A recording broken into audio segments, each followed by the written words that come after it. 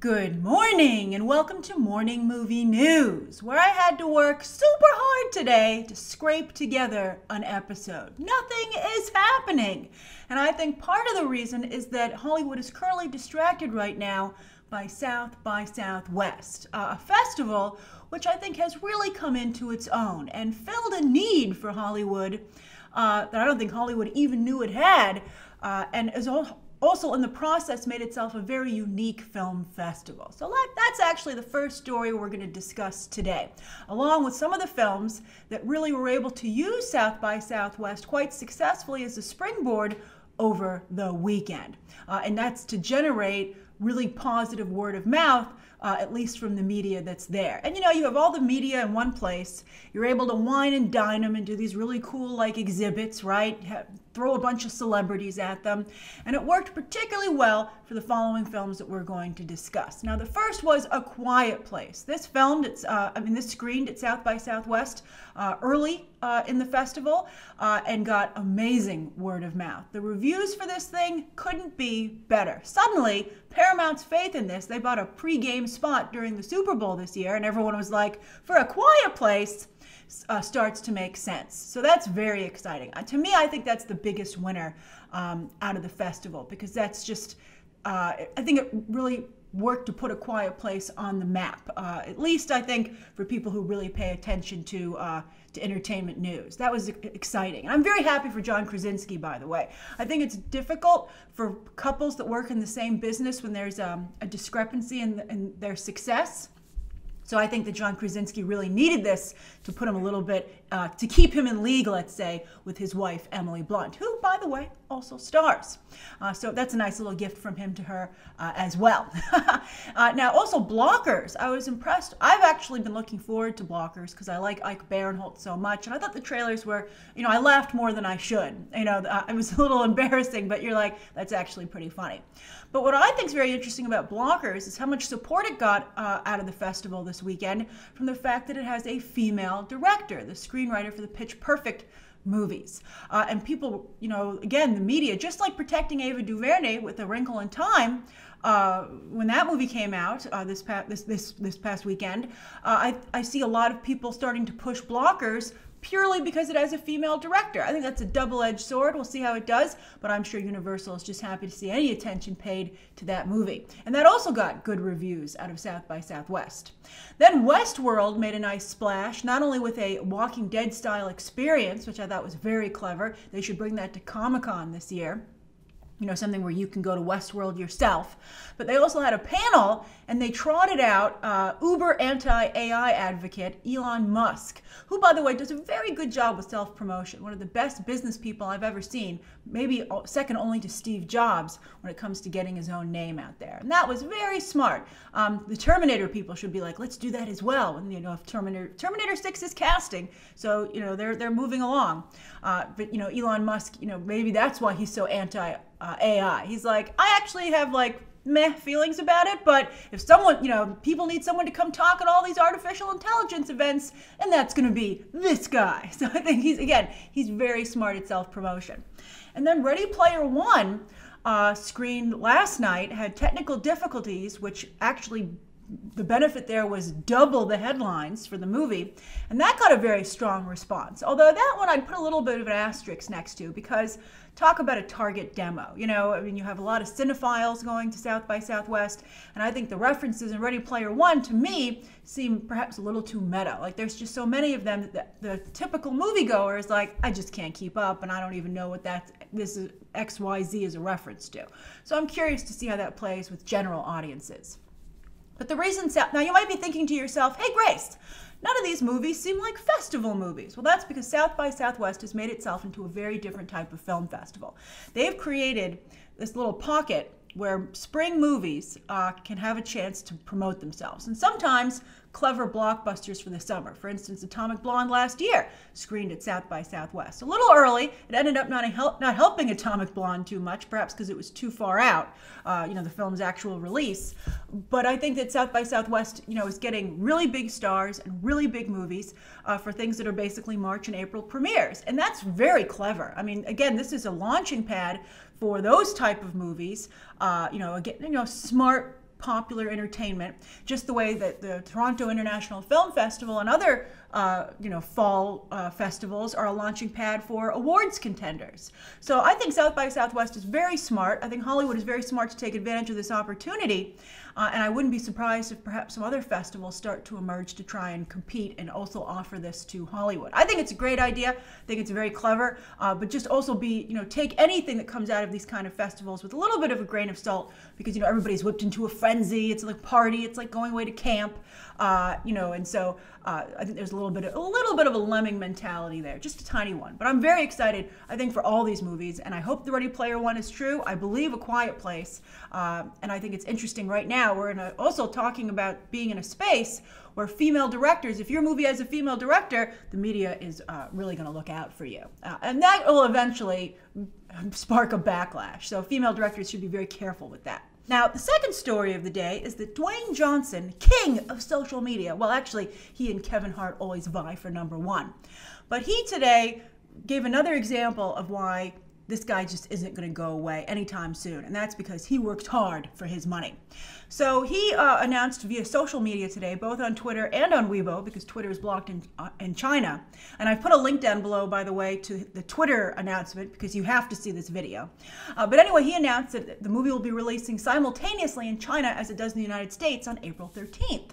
But to me, the most interesting thing about this announcement was that not only was it subtitled in Mandarin, but The Rock is learning Mandarin. Oh, I love it so much. He said hello and goodbye in Mandarin, and I'm sure he really is learning the language. And I think this is very clever. And it made me wonder if other stars will begin to learn Mandarin. Not an easy language, by the way, although think what it's been like in the reverse, right? A number of Chinese stars have had to learn English to try and work in Hollywood. So I'm sure they're appreciating this. Jackie Chan's like, let's see how you like it, right? But Donnie Yen, etc. So now you have U.S. stars being like, I think it would really impress moviegoers and mean a lot to them in China if when I do my interviews, my publicity, I could say a couple of things in Chinese. I think it's brilliant. It's just really, really smart. Well, Mandarin. And I think that even though, as I've said many times, Dwayne Johnson is not a good producer, because I don't think he understands his brand. Just like some actresses want to try and be like the sexy actress, I feel for some reason Dwayne Johnson feels it's imperative he be seen as the sexy movie star. And it's like, you have an understated sexiness, Dwayne Johnson. Dwayne Johnson's all about being this great, family entertainer. I think that he should not forget that, and I think that the sexiness, again, it should be understated, not overt. And that's where someone needs to explain that to him. And apparently no one's willing to. But anyway, even though he's not a good producer and doesn't understand his own brand, The Rock is an incredibly hard worker, and I love his dedication and determination. And despite some of the mistakes he's made as a producer, you have to be impressed that he continues to be ahead of the curve when it comes to, I think, particularly his promotional capabilities. So if I were another actor in Hollywood, I'd be like, damn, The Rock's learning Mandarin. I better go. Today I would be Googling courses in Mandarin. I think it's a brilliant idea, and everyone should do it. And it doesn't take anything to learn how to say hello and goodbye in Mandarin. You can just Google that and be ready to go right now. But it's very, very smart. All right, so that's the second story of the day, and I'm curious, what do you think of that? Also, to some degree, the situation in China is worsening politically. They just did away with having to ever re-elect a new leader in the country. And so they're starting to become a little bit of a gray zone as to whether or not it is a good idea for everyone to look the other way and continue to profit from the country. So it's a difficult situation, but I'm curious how you feel about it, about promoting in China, taking China's money even though you disagree with the way things are in China. And what do you think of The Rock learning Mandarin? Do you think it's a good idea or not? And also, I know some of you are in China. I've been seeing your comments, particularly regarding Black Panther. I'd be very interested to hear how you feel about it coming from the country, all those things. All right, so the third story of the day is that MoviePass might not be long for this world, but it does refuse to go gently into that good night. It has just hired 2 new people. One is the board of directors, Maria Strip, who's the CEO of the Lagunitas brewing company. I don't know how she's going from beer to, well, I guess a lot of times, from selling beer to selling cheap movie tickets. But sometimes a business is just a business. And also maybe this, they're getting who they can get. So she just signed on. She's not going to leave the other company. She's just part of the board of directors, the head of it. And then last week, they hired Mike Burley. From his track record has Spotify, Viacom, and Comcast as the chief product officer. That seems like a little bit more of a in-the-zone hire. And they have reached 2 million subscribers. And don't forget that all those people pay $10 a month. But, I believe they have a new deal where you can get it for $8 a month, but you have to pay everything up front. I think you always have to pay all up front, and that's to keep having a cash infusion. But the only problem with that is that there's not cash coming every month. You have, when everyone signs up, you get a huge infusion of cash, but you don't have that monthly amount of money that you can look forward to. You're turning it into really an annual membership, and you want those monthly billings. But MoviePass is trying to fuel growth literally with cash.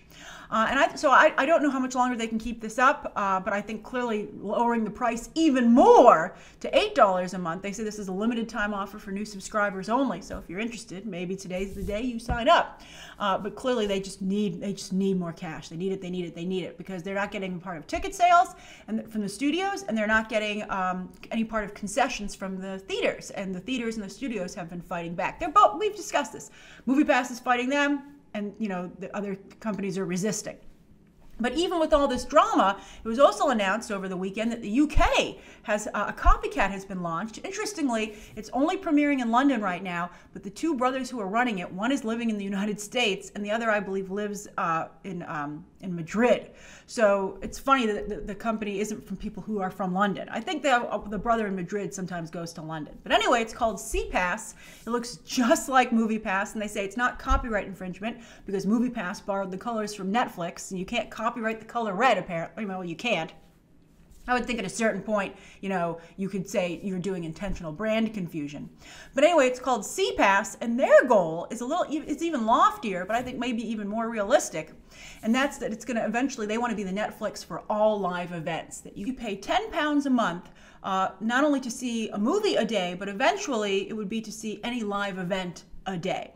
Now, I think the live event idea is very clever because live events are more desperate for what's basically going to become a seat filler service.